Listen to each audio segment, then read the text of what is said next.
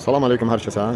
Gördüyünüz bu məkan Tehran şəhəri Musalla deyilən bir yerdir ki, burada cümə namazları qılınır. Təxminən 1 saatdan sonra böyük rəhbər, imam, şəhid Seyyid Ali Xamenei Həzrətlərinin baş bədəni üstün cənazə namazı qılınacaq. Və bir neçə gündən sonra Məşəd şəhərində ağa dəfn olunacaq. Mən bu şəhadət münasibəti ilə dünyanın bütün vicdan əhlinə, qeyrət əhlinə, namus əhlinə, şərəfli insanlara, ləyaqətli insanlara, insanlığın dostlarına, millətindən, dinindən asılı olmayaraq, ədalət əhlinə baş sağlığı ərz edirəm. Xatırlatmaq istəyirəm ki, 28 fevral 2026-cı ildə ağa saziş, müqavilə söhbətləri getdiyi bir vaxtda qəflətən hücuma məruz qalıb və düşmən tərəfindən mənfur Trump, Netanyahu, Epstein alyansı tərəfindən terrora məruz qalıb və şəhadətə yetirilibdir.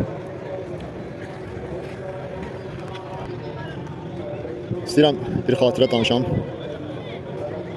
İllər əvvəl bir məclisdə, toy məclisi idi. Söhbət oldu. Orada həm dini camiədən insanlar var idi, həm dini camiədən olmayan insanlar var idi, yəni adi insanlar. Orada mən bir çıxış elədim.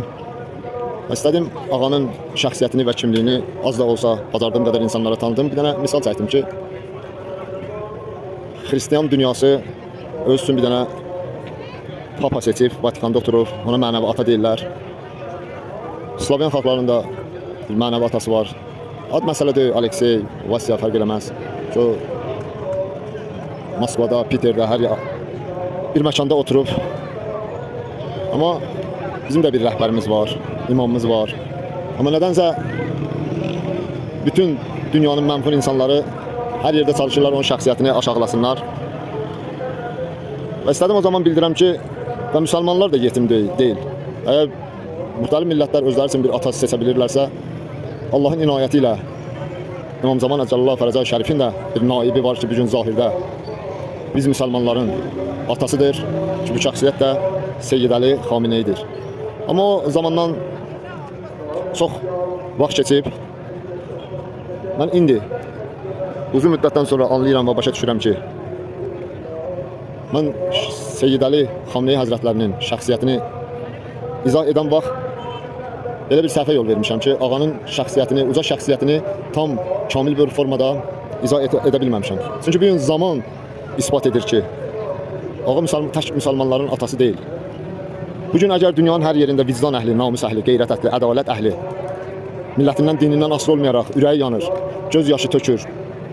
Və bu şəhadət səbəb olur ki, dünyanın müxtəlif ölkələrində müxtəlif xalqlar, insanlar, içində insanlar tapılsın ki, Amerika, İsrail kimi insanlıq düşməni olan qatı cinayətkarlara nifrət eləsin.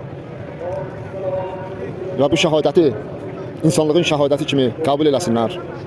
O zaman insan başa düşür ki, biz başa düşməsək də İmam Seyyid Ali Xamenei Həzrətləri bəşəriyyətin vicdan əhlinin atasıdır, atası olmuşdur.